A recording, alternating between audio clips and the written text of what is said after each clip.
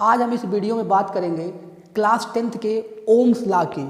तो चलिए देखते हैं ओम्स लॉ क्या होता है। ओम्स लॉ समझने से पहले मैं आपको कुछ बताना चाहता हूँ। मान लेते हैं कि आपके पास एक इलेक्ट्रिकल सर्किट है जिसमें एक बल्ब लगा हुआ है और इस बल्ब को आप एक बैटरी से कनेक्ट कर दिए हो। उस बैटरी का वोल्टेज मान लो 6 वोल्ट है। इस बैटरी का मान लिया वोल्टेज 6 वोल्ट है, तो इस 6 वोल्ट पे ये बल्ब कुछ ग्लो होगा। अब मानते हैं इसका वोल्टेज इंक्रीज किया जाएगा। इसका अगर वोल्टेज इंक्रीज किया जाएगा तो ये बल्ब जो है इसका जो ग्लो है बढ़ता जाएगा, बढ़ जाएगा कुछ पहले से। अब मान लीजिए इसको 10 वोल्ट कर दिया गया तो और बढ़ जाएगा। क्या मतलब निकल रहा है इस चीज़ से कि जैसे जैसे आप वोल्टेज को इंक्रीज कर रहे हो, करंट क्या हो रही है, इंक्रीज होती जा रही है। जैसे जैसे वोल्टेज इंक्रीज कर रहे हैं हम इस सर्किट में, इस बैटरी का वोल्टेज इंक्रीज कर रहे हैं तो करंट भी इंक्रीज हो रहा है। तो इसका मतलब क्या हुआ कि वोल्टेज के साथ करंट भी बढ़ रहा है। तो इसी पोटेंशियल ड्रॉप यानी वोल्टेज और इसमें करंट में रिलेशन बताया था ओम्स ने। Potential drop across end of conductor, यानी ये पोटेंशियल ड्रॉप जो होगी बैटरी में ये और इसमें जो करंट आया, इसी में रिलेशन बताया था ओम्स ने। उसी को ओम्स लॉ बोलते हैं। और उन्होंने क्या स्टेट किया था, अगर टेम्परेचर, प्रेशर और अदर फिजिकल कंडीशन। अब यहाँ टेम्परेचर और प्रेशर को सुनिए, टेम्परेचर को, प्रेशर को कांस्टेंट रखकर अगर आप टेम्परेचर को बढ़ा दोगे तब ये चीज़ें नहीं फॉलो होंगी। टेम्परेचर बढ़ाने पर रेजिस्टेंस कंडक्टर का बढ़ जाता है, जैसे कि हम जानते हैं। तो उस हिसाब से उन्होंने बताया अगर हम टेम्परेचर और प्रेशर को कांस्टेंट रखें, टेम्परेचर और प्रेशर रिमेनिंग कांस्टेंट, देन क्या बताया उन्होंने, टेम्परेचर और प्रेशर को अगर कांस्टेंट रखें, temperature and pressure remaining constant,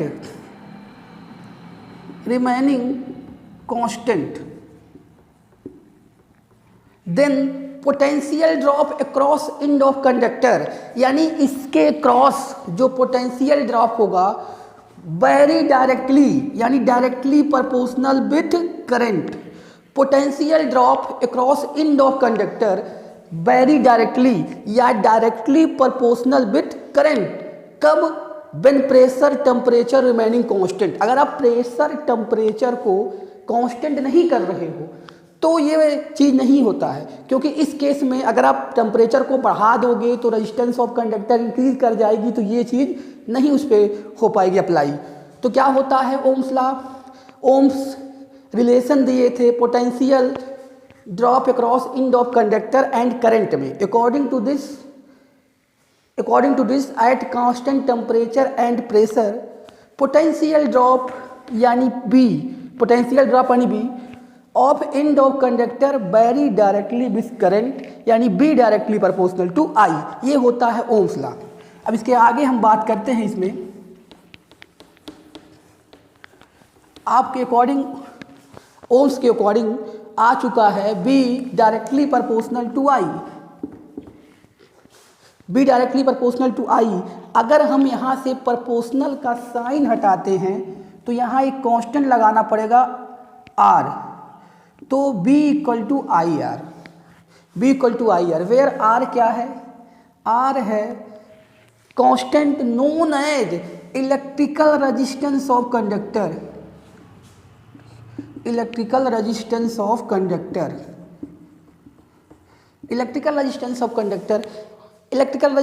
conductor. Resistance क्या होता है, जो अपोज करता है फ्लो ऑफ करंट का। तो इसे हम यहाँ पे बोलते हैं आर को इलेक्ट्रिकल रेजिस्टेंस, जो अपोज करता है करंट को फ्लो होने का। तो अगर हम यहाँ से रेजिस्टेंस का एक मैथमेटिकल फार्मूला बनाएं तो R equal to B by I होगा। यहाँ से आ गया आपका R equal to B by I, और ये वैल्यू हमेशा कांस्टेंट होती है। अगर हम ये कहें, देखिए इस पे सुनिए, जनरली क्या होता है, ऐसे छोटे लेवल पे क्वेश्चन बन जाता है कि अगर potential drop across end of conductor 2 times कर दिया जाए, ये ऐसे बोर्ड लेवल के क्वेश्चन है। पोटेंशियल ड्रॉप, देखिए क्वेश्चन क्या है ये बताया जा रहा है, रेजिस्टेंस कांस्टेंट होता है किसी भी कंडक्टर का, कह देता है PD potential drop across end of conductor become 2 times कर दिया गया, देन रेजिस्टेंस कितना हो जाएगा, रेजिस्टेंस कितना चेंज होगा। अगर हम पोटेंशियल को दुगुना कर दें तो रेजिस्टेंस में क्या इफेक्ट आएगा। तो देखिए इस केस में अगर आप लोग इस फार्मूले का यूज करके आप निकालोगे तो कुछ लोग निकालेंगे 2 टाइम्स आएगा, लेकिन आप ये बात को ध्यान रखें, पोटेंशियल को इंक्रीज करने पे, potential across end of conductor increase करोगे तो रेजिस्टेंस पे कोई इफेक्ट नहीं पड़ेगा, क्योंकि रेजिस्टेंस कंडक्टर का कांस्टेंट होता है। इस फार्मूले पे आप अगर यूज करके आप कर रहे हैं, पहले ये रहेगा, उस पर R' मान के 2B करके यहाँ आप लगाएंगे तो ये चीज़ें आपको 2 टाइम्स आ जाएगी। लेकिन आप ये जानिए, जब आप पोटेंशियल को दुगना करोगे तो करंट भी दुगना हो जाएगा, क्योंकि potential very with directly with current. तो उस हिसाब से पोटेंशियल को चाहे इंक्रीज करो चाहे डिक्रीज करो, लेकिन रेजिस्टेंस पे कोनो चेंज नहीं आएगा। अब बात करें हम आगे, इसकी कहानी आगे बढ़ाते हैं, इस पे और चीज़ें क्या आती हैं। तो देखिए बाबू, और चीज़ें जो आएंगी बताया जा रहा है आपको, रुक रहा और चीज़ें जो आएंगी, जैसे अब आगे हम बात करेंगे BI कैरेक्टरिस्टिक की, BI ग्राफ की बात करते हैं। देखो BI ग्राफ या BI कैरेक्टरिस्टिक का मतलब क्या है यार, वोल्टेज और करंट में अब हम ग्राफ ड्रा करेंगे, किसमें, ओम्स लॉ का जो आपने फार्मूला बताया जो कंडीशन उससे। तो इसको देखो आपको बताया जा रहा है, आपने रिलेशन क्या पढ़ा, B = IR। अब इसी से बनेगा तुम्हारा ग्राफ।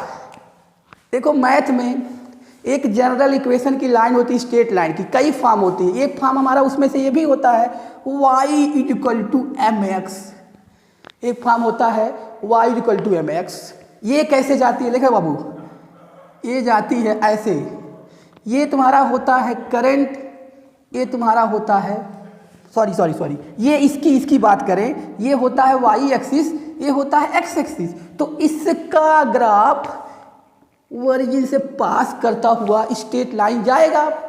तो इसको क्यों बताया जा रहा है ग्राफ, तो इसकी ड्रा करनी है। तो देखो बाबू, इसी बेसिस पे देखो बाबू, यहाँ पे IR, तो अगर कंपेयर करें हमको किस में ड्रा करना ग्राफ, B और I में। तो देखो बाबू, ये जो है ये y है, जिस तरह से ये ग्राफ था उसी तरह देखो यहाँ पे ये दिस, और ये I यहाँ हो गया, ये x की तरह ट्रीट किया जाएगा, और ये तुम्हारा जो है R किसके इक्वल होगा, M के, स्लोप के।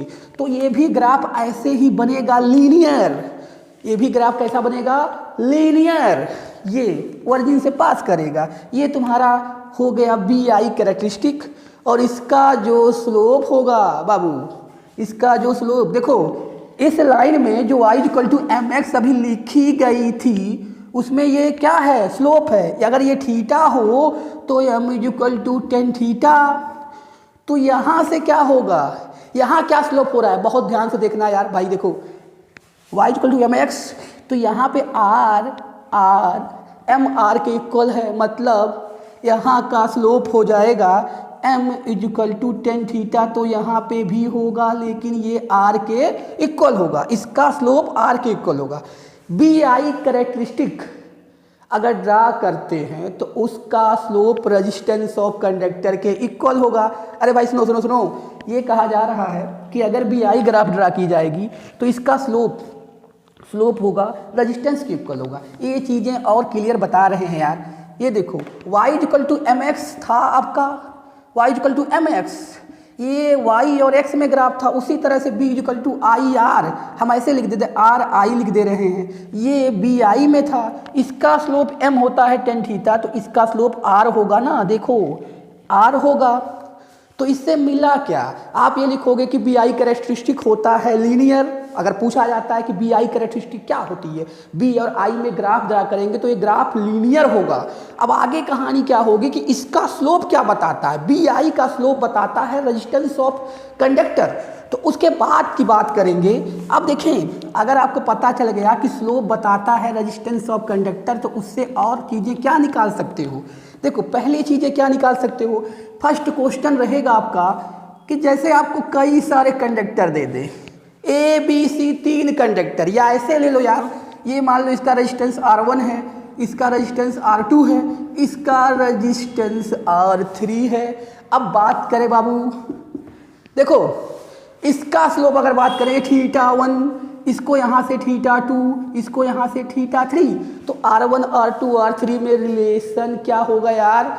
तो देखो सबसे ज़्यादा यहाँ पे आपका θ3 ग्रेटर देन θ2 ग्रेटर देन θ1 है। सबसे ज़्यादा एंगल किसके साथ बना रहा है, R3 के साथ, ये R3 है बाबू। उसके बाद तो अगर हम इनका 10 भी लेते हैं, क्योंकि स्लोप तो क्या होता है tan थीटा, और यहाँ पे स्लोप बताता है क्या, स्लोप क्या बताता है, इलेक्ट्रिकल रेजिस्टेंस। देखें तो यहाँ पे अगर हम इसके साथ tan थीटा ले लें, tan θ1 tan θ2 tan θ3, इसका मतलब ये tan θ1 क्या है, tan θ1 जो है आपका R1 है, tan θ1 R1 का है, R2 क्या है tan θ2, R3 क्या है tan θ3। तो सबसे ज़्यादा स्लोप किसका है, R3 का, tan θ3 सबसे ज़्यादा है बाबू। स्लोप सबसे ज़्यादा होगा, उसका रेजिस्टेंस ज़्यादा होगा। तो यहाँ से देखो आप, सबसे ज़्यादा θ3 है, इसके लिए उसका tan थीटा की वैल्यू भी ज़्यादा होगी। जैसे दोस्तों tan 30 tan 45 इस तरह से देखा जाए तो थीटा की वैल्यू 90 के बीच में अगर बढ़ती है तो उसकी वैल्यू ही बढ़ जाती है, थीटा बढ़ता है, 30 45 ऐसे बढ़ता है तो उसकी वैल्यू भी बढ़ती है बाबू। तो सुनिए, तो इसके बाद अगर हम बात करें तो R3 सबसे ज़्यादा होगा, R3 इसका सबसे ज़्यादा कौन सा होगा, R3, क्यों, क्योंकि उसका स्लोप ज़्यादा है। उसके बाद R2 फिर R1, रेजिस्टेंस ऑफ किस कंडक्टर किसका ज़्यादा हो जाएगा, R3 का, फिर R2 फिर R1। अब हम नेक्स्ट बात करते हैं, इस पे और क्या चीज़ें हो सकती हैं। तो इस तरह से कंपेयर करने के लिए आपको आ गया कि किसका रेजिस्टेंस ज़्यादा होगा। तो जिसका स्लोप ज़्यादा होगा बी आई कैरेक्टरिस्टिक में, जिसका स्लोप ज़्यादा होगा उसका रेजिस्टेंस ज़्यादा होगा।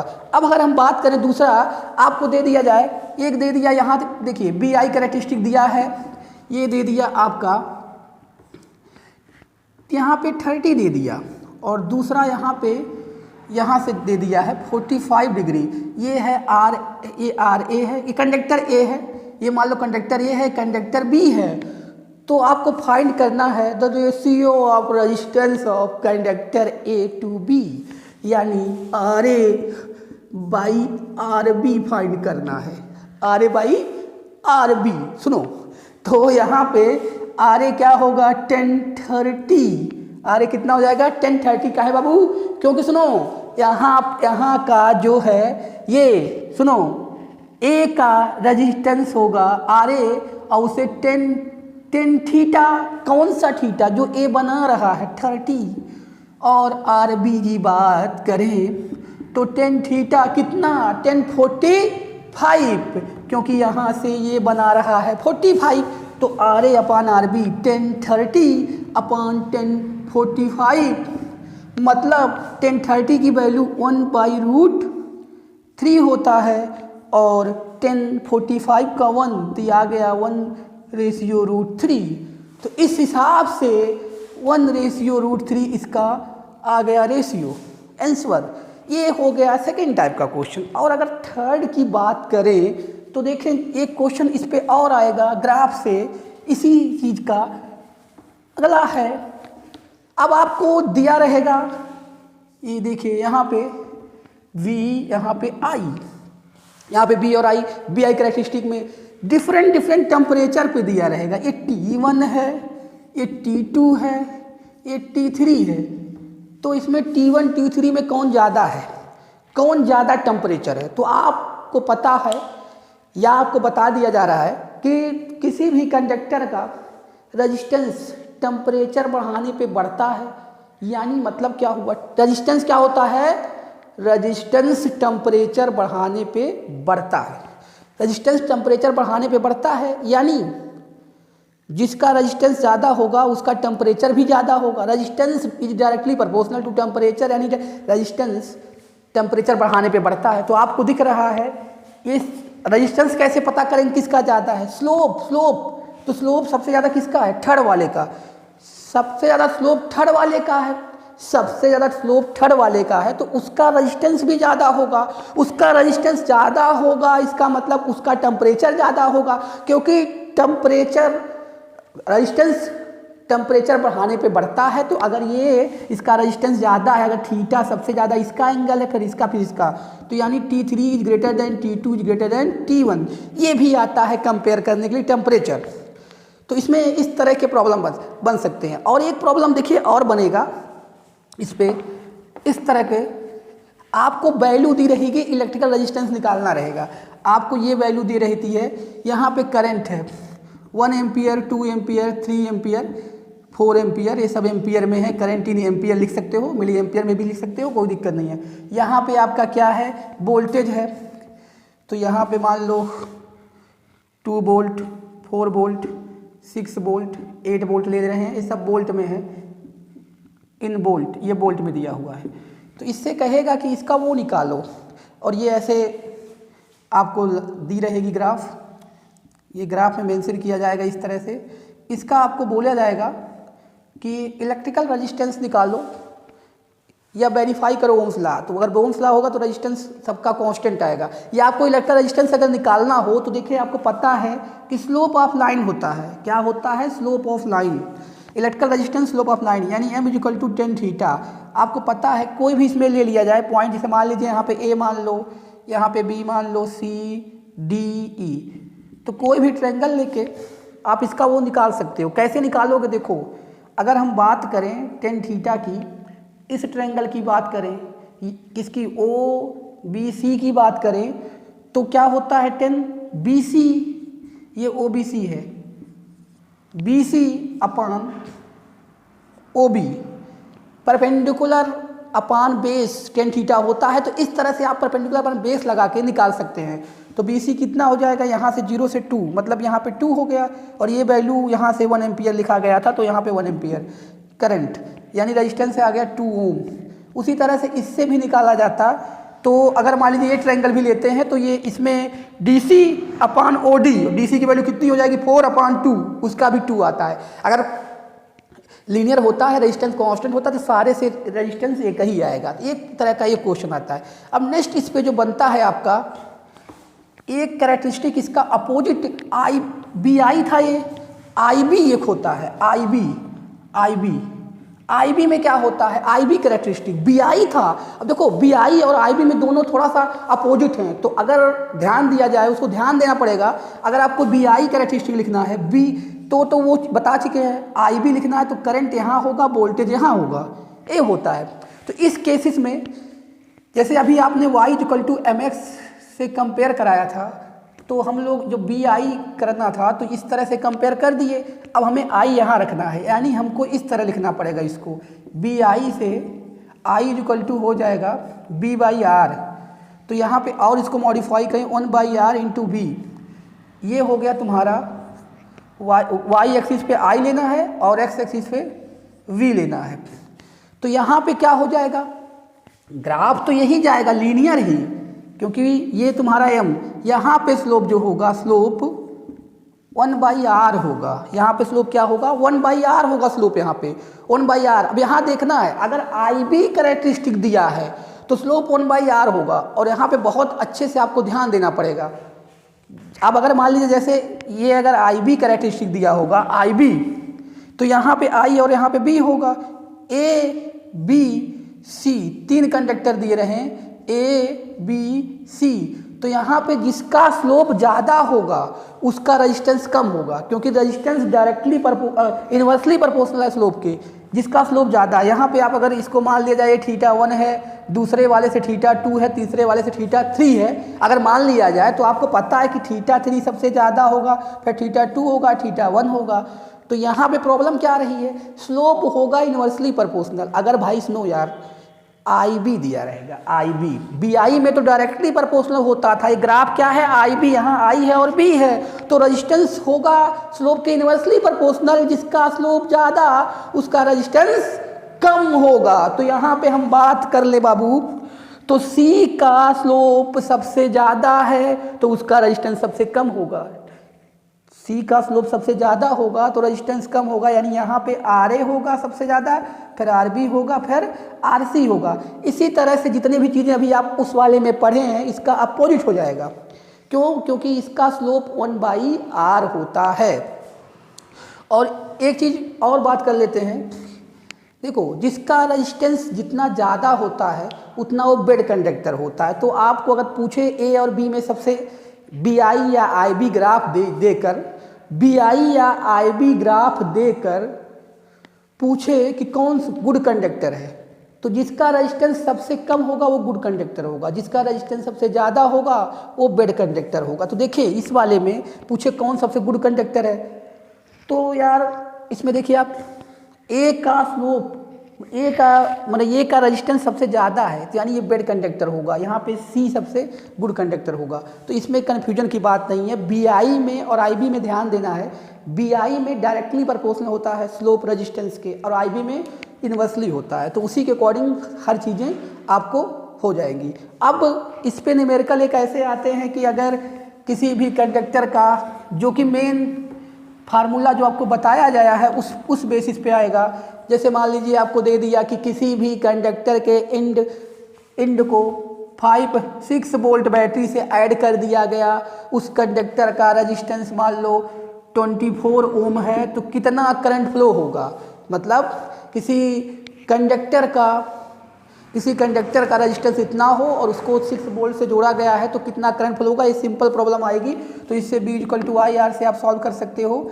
B की वैल्यू रखी जाएगी यहाँ पे 6 वोल्ट और यहाँ पे R की वैल्यू रखी जाएगी, तो ये आ जाएगी आपका यहाँ पे 1/4 एम्पियर, ये यानी 0.25 एम्पियर। इस वीडियो में इतना ही, बस नेक्स्ट वीडियो में हम अब डिस्कस करेंगे resistivity, resistance and other topic जो इस चैप्टर में है।